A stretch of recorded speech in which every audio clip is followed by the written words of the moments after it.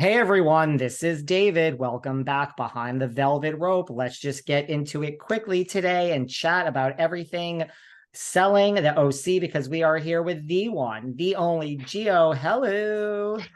Thank you for that very generous intro, David. Happy to be here.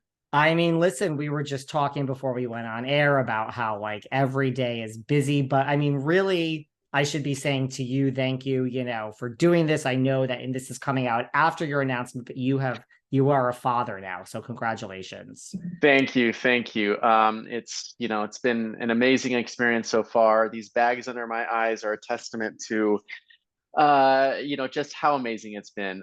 Besides the lack of sleep, of course, but he's healthy and well, and it's a new phase of life that I'm very thrilled to be in.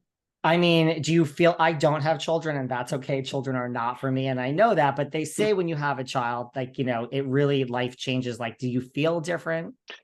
Besides exhausted, yes. No, the whole process was just mind-blowing.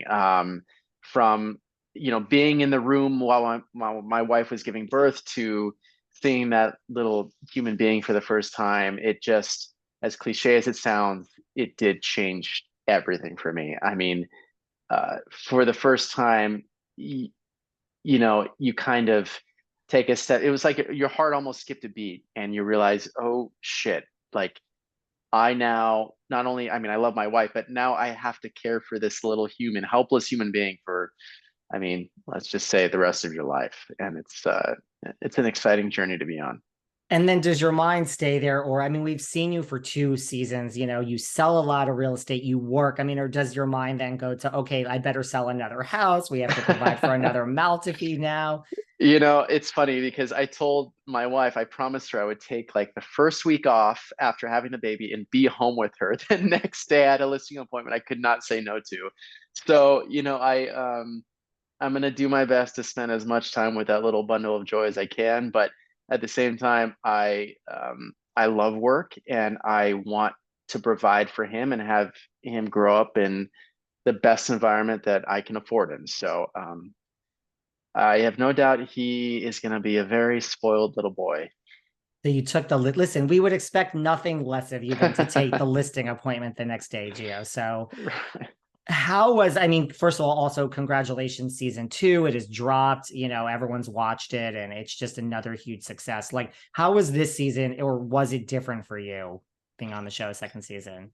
It was, kind of nice. It was scary in some sense because, when you go in the first time, everything's new and novel and you don't really know what to expect. And, coming into season two, it was already very intense from the get-go. And we carried some of that drama, as you know, into the season. And um, the stuff for example, that happened between, Kayla and Tyler, kind of took a spin and with what happened between Polly and him. So it was it was nice too how they dug a little deeper, I'll say, into, a few of us and showing the fact that, yeah, we love and work real estate all day long, but we're layered characters. And I think it was nice to see that more personal side of us.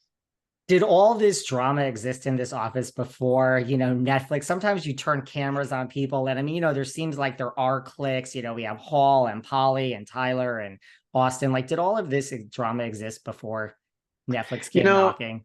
I think we're all super strong personalities, and what happens is when we spend this much time together filming and working, it's it's just a clash that I think would have happened in some respect no matter what. The cameras definitely add a lot more stakes and it kind of heighten all of our personas and our emotions. I mean, at least speaking for myself. So, you know, um, the office is very divided, and that drama does not stop when the cameras stop going. That's all legit and it's real. And let me tell you, it can be very uncomfortable being in the office when we're not filming, just because you can't leave it all at the door. It's impossible. So, you know, I'm obviously camping with a certain group of people in the office, and I've I've decided, in my opinion, to sort of follow who I believe are the more sensible of the group, despite the fact that we're all flawed and have made mistakes, like, you know, Holly and Tyler making out in the office. And I can go on about that. But I feel completely at ease and peace of mind, sort of, you know, being on that side of the group. And when I think about Kayla, I don't think it was at all fair to compare the two circumstances with what happened with her and Tyler when he was married at the time. So yeah, office is divided very much still. In which camp are you in, just to be clear? I mean, I don't want to pigeonhole myself, but what I'll say is I'm very close with Tyler, Paul, Hall, and Austin, and you know we're friends on and off camera.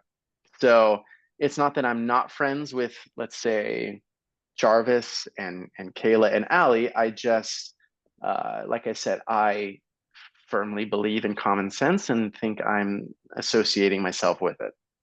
So I take it, and I don't want to lead the question, but I take it that you then don't think Kayla deserves an apology. I mean, is this a double standard? I mean, she seems to think that she deserves an apology. Not in my opinion. No, as you saw in season one, I did my best to be as neutral and as much of a peacemaker as possible. And it's not that I don't believe in peace. I love that. I want that for us. But at the same time, you need to stand by your convictions and stand by what you think is right and the truth. And I don't think it was a double standard. I think Kayla's interpretation is misguided, and I think she is grasping at straws when she tries to make it look like the same situation with what happened between her and Tyler.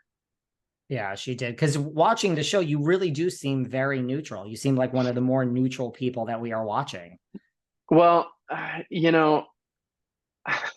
yeah, we shoot a lot, and it doesn't always all make it, in the final, in what we see on Netflix. But there were scenes where, I was a little bit more opinionated that uh, aren't there. But I do my best to make sure I always put work first. Like, selling real estate is that's me, that's Gio, that's my number one priority.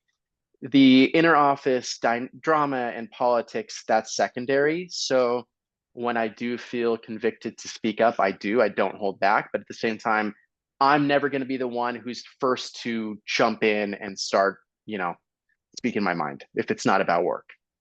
What about, we saw like there's no love lost again this season between Polly and Hall, between